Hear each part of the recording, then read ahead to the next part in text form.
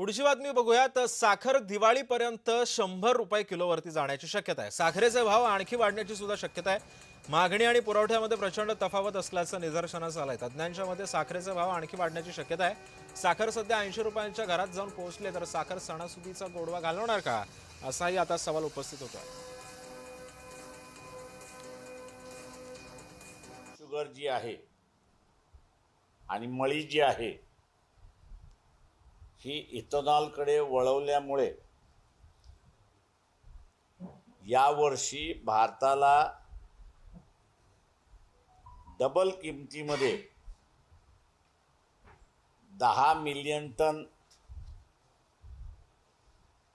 साखर आयात करावी लागते अशी परिस्थिती आहे। आज साखरेचा भाव 80 रुपये आहे।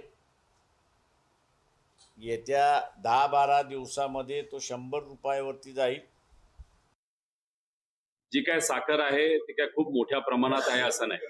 जेवढी सरकारने विकायला लावली तेवढी ती विकली आणि जेवढी ठेवायला लावली तेवढी ठेवली, कारण का आम्हाला महिन्याला साखर कारखान्याला महिन्याला तिथं कोटा दिला जातो। आता साखर आहे का तर 100% कारखान्यांकडे साखर आहे।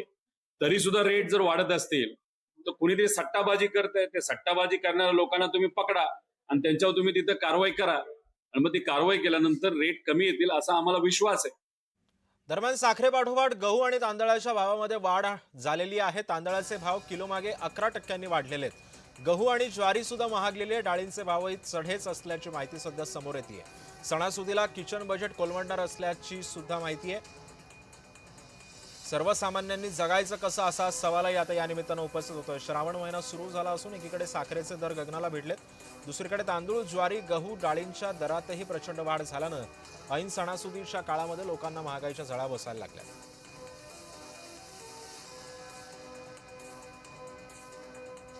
गहू ज्वारी हे सगळं बेस लोअर लेवल मध्ये 38, 40 ते पर्यंत वाढून 60 रुपीज पर्यंत जाते।